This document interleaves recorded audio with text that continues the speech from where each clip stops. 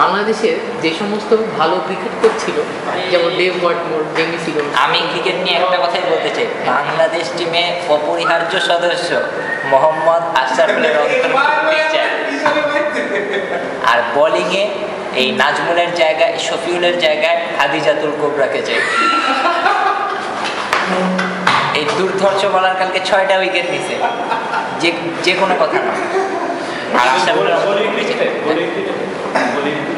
আর না না, আয়ারল্যান্ডের সাথে, বুঝো।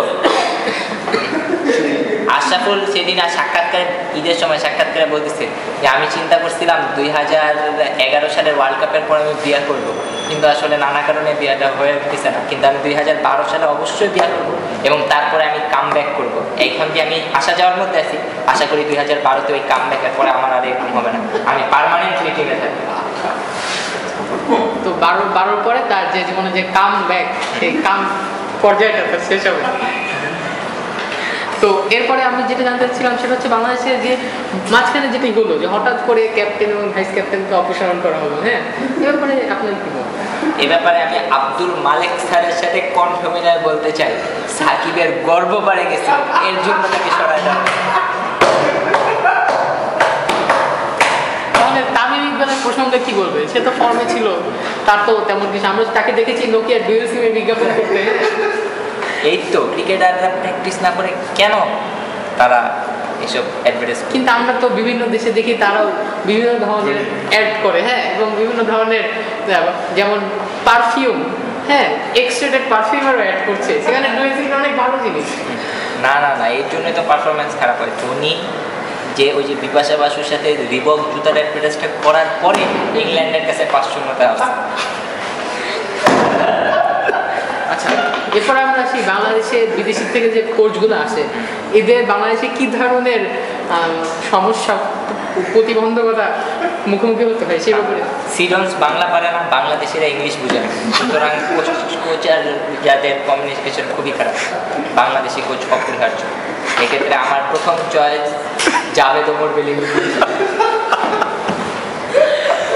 বাংলাদেশে একটা আন্তর্জাতিক মানে সাবেক খেলোয়াড়, যেমন অবশ্য এটা চৌধুরী জাফরুল্লাহ সারবাদের কাছে সবাই এককালের জাতীয় তারকা, সেক্ষেত্রে জাভেদ ওমর বেলিং, রকিবুল হাসানরা এবং সকলেই।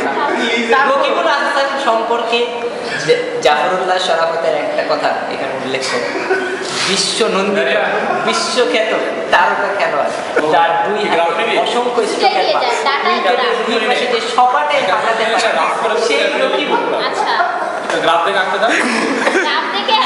এবং তার যে উত্তরসূরি বর্তমানে রকিবুল হাসান, তার ব্যাপারে আপনি কিছু বলবেন? তার সম্পর্কে জাফর ইকবাল আপনি কিছু বলেনি?